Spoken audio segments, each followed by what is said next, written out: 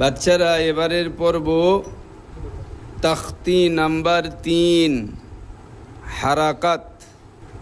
জবর জের পেশকে হারাকাত বলা হয়।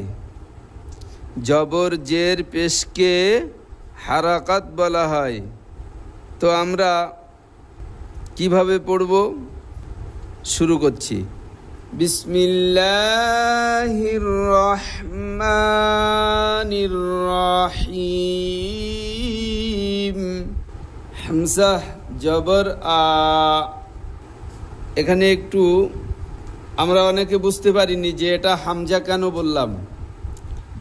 যখনই আলিফের উপরে জবর জের পেশ এসে যায়, হারাকাত এসে যায়, তখনই আলিফ হামজা হয়ে যায়।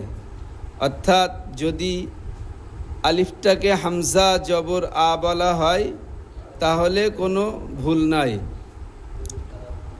এগুলো অর্থাৎ জবর জের পেশে কোনো টান নাই। জবর জের পেশ কোনো টান নাই, তাড়াতাড়ি পড়তে হয়।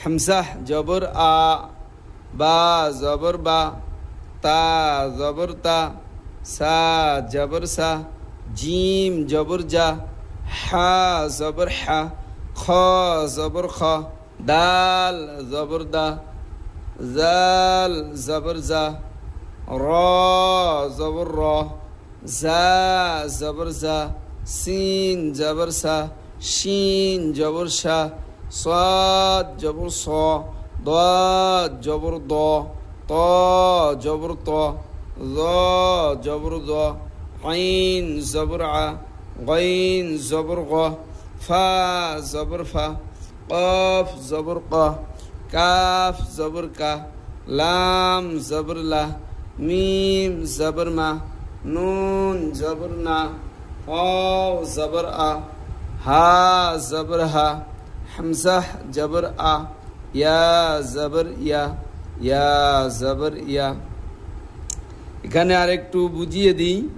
এই যে স্টার চিহ্ন আমরা দেখতে পাচ্ছি, এই যে কয়েকটা অক্ষর অর্থাৎ 8টা অক্ষরের উপরে আমরা স্টার চিহ্ন দেখতে পাচ্ছি।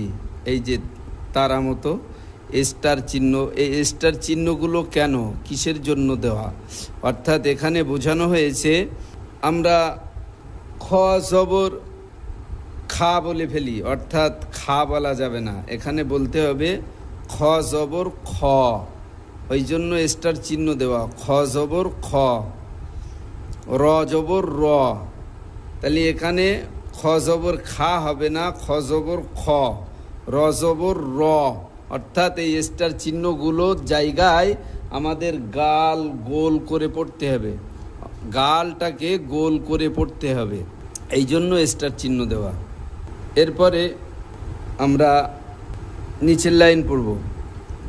দাল জবর দা, র জবর র, দা র, সিন জবর সা, দা র সা, অ জবর অ, দাল জবর দা, অ দা, আইন জবর আ, ওয়া দা আ, আইন জবর আ, বা জবর বা, আবা, দাল জবর দা, আবাদা, কাব জবর কা, সিন জবর সা, কাসা, বা জবর বা, কাসাবা, দাল জবর দা, খ জবর খ, দা খ, লাম জবর লা, দা খলা, বা জবর বা, লাম জবর লা, বালা, গাইন জবর গ, বালা গ, অ জবর আ, জিম জবর জা, অজা, দাল জবর দা, অজাদা, সিন জবর সা, জিম জবর জা,